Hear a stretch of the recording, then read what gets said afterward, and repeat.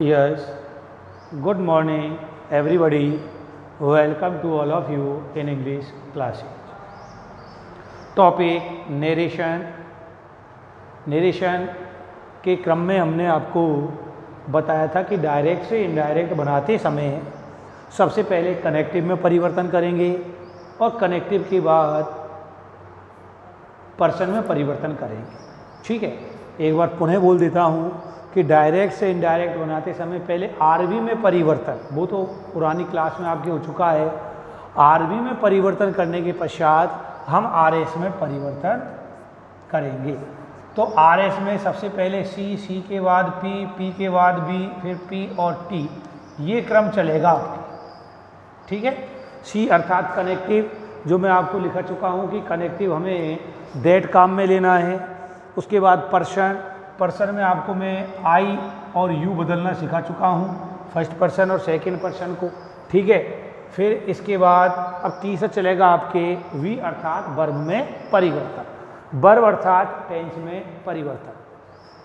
तो टेंस में परिवर्तन कैसे करते हैं, कब करते हैं वो देखें आप। यदि आरवी पास्ट टेंस में हो तो ही आरएस का टेंस बदलते हैं, अन्यथा नहीं बदलते हैं। तो परीक्षाओं में जो प्रश्न आते हैं वो टेंस परिवर्तन से संबंधित आते हैं। ठीक है ना, तो आपको ध्यान रखना है कि यदि आरबी में इन्वर्टेड कोमा के बाहर वाला वाक्य आरबी होता है तो आरबी में सैड लिखा हुआ हो, सैड टू लिखा हुआ हो, आस्क्ड लिखा हुआ हो, ठीक है ना, अर्थात पास्ट टेंस की जो पहचान है वो दी हुई हो तो ही हम आरएस का टेंस बदलेंगे, अन्यथा आरएस का टेंस नहीं बदलते हैं। अब बदलते कैसे हैं वो आपको याद रखना है। तो प्रेजेंट टेंस को हम पास्ट टेंस में परिवर्तित कर देते हैं। देखते चलें, वी फर्स्ट और बी फर्स्ट में एस ई एस आपको दिया हुआ हो तो हम वी सेकंड लिखेंगे।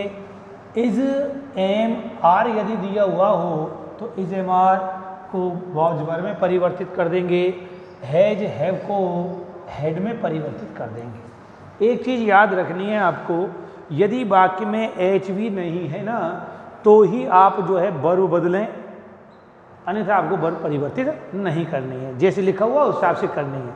इज एम आर दे रखा हो, वॉज वर्ब बदलेंगे, वर्ब नहीं बदलेंगे, क्यों? इज एम आर के साथ बी फर्स्ट में आईएनजी आता है, वॉज वर्ब में भी बी फर्स्ट में आईएनजी आता है।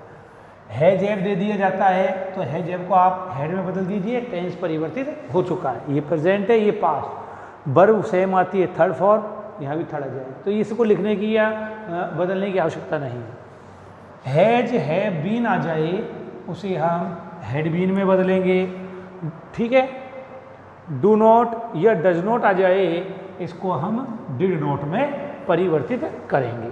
अब यहाँ से आ जाइए आप, वी सेकंड को बदल दीजिए आप इसमें, अर्थात पहले जो नंबर है ना इधर का, इसको तीसरे में बदलो, अर्थात वी सेकंड को बदल देंगे हम हेड में और हेड के साथ थर्ड फॉर्म आती है, ये हो जाएगा।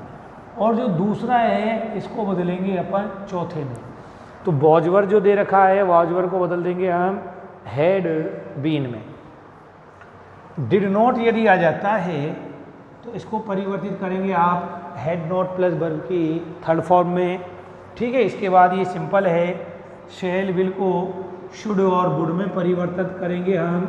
ठीक है, कैन को परिवर्तित करेंगे कुड में, मे को माइट में, शुड को शुड में ही, और मस्ट यदि आता है तो मस्ट ही लिखेंगे। इनके अलावा यदि और कोई शब्द आ जाते हैं तो उनको सेम परिवर्तित अर्थात सेम लिखना है, परिवर्तन नहीं करना है।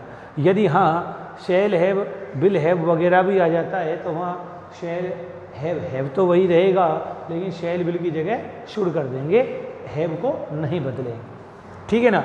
अब इसके क्रम में जो है हम नेक्स्ट कनेक्ट सी हो गया, सी के बाद पर्सन भी हो गया, कनेक्टिव हो गया, पर्सन भी आपके हो चुका है, और इसके बाद हम ने आपको वर्ब में परिवर्तन करना सिखा दिया था। ठीक है, अब वर्ब के बाद नेक्स्ट जो आपके चलेगा वो चलेगा प्लेस और टाइम में परिवर्तन। ठीक है ना, तो इसके बाद हम आपको प्लेस टाइम में परिवर्तन करना सिखाएंगे। हाँ जी, तो देखिए प्लेस और टाइम में परिवर्तन करना ये कम वाक्यों में आता है। यदि आप कम से कम 150 वाक्यों का अध्ययन करेंगे, 100, 150, 200 वाक्यों का अध्ययन करेंगे ना, तब जाकर के कुछ 2-5 वाक्यों में ये शब्द आते हैं। तो देखो दिस यदि आ जाता है, दिस को परिवर्तित कर देंगे देट में, दीज को परिवर्तन करेंगे हम दोज में, हेयर का देयर, नाउ का देन, अगो का बिफोर, जस्ट का देन, टुडे का दैट डे, ये शब्द आ जाता है, ये आ जाता है, ये भी आ जाता है कभी सभी, ये 4 शब्द हैं, ठीक है ना। और एक ये 5वां, अधिकतर ये शब्द आते हैं यस्टरडे, टुमारो। टुडे आ जाता है, टू से याद रखना है, टुडे तो that day, tonight that night, yesterday का द प्रीवियस डे, टुमारो का the next day, the next का द फॉलोइंग, ये प्रोनाउन में परिवर्तन करना है। इसके अलावा आपको एक लास्ट क्या ध्यान रखना है कि डायरेक्ट से इनडायरेक्ट बनाते समय कॉमा व इन्वर्टेड कॉमा को हटा देते हैं और इस तरीके से आप डायरेक्ट से इनडायरेक्ट बना सकते हैं।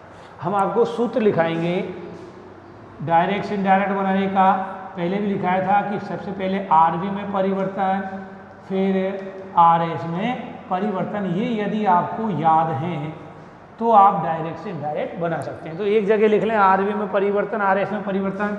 आरवी में क्या लिखना है, लिखाने को मैंने बहुत सारे शब्द लिखाए हैं, तो आपको लिखना है सैड या टोल, इनमें से एक शब्द लिखना है आपको, या तो सैड टोल, यहाँ तो 2 लिखेंगे आप। लेकिन जब हम डायरेक्ट से इनडायरेक्ट बनाएंगे तो उसमें या तो सैड लिखेंगे या टोल लिखेंगे। अब सैड कब लिखेंगे, जब सैड दिया हुआ हो, सैड के साथ टू आ जाए तो टोल्ड कर दो। आगे चलो, आरएस में परिवर्तन सी, पी, वी और पी व टी। तो सी ले लिया हमने कनेक्टिव, कनेक्टिव की बाद 2 चीज़ परिवर्तन जो है पर्सन और वर्ब में परिवर्तन जो है ये आपको याद रखना है। पर्सन में परिवर्तन आई और वी को कर्ता के हिसाब से बदलिए, यू को कर्म के हिसाब से बदलिए आप, ठीक है। और वर्ब में परिवर्तन करना मैंने आपको अभी अभी जस्ट सिखाया है, ठीक है ना। तो आज हम आपके इतना ही लेंगे और जब नेक्स्ट जो क्लास चलेगी आपके, उस क्लास में आपको हम डायरेक्ट से इनडायरेक्ट बनाना सिखाएंगे।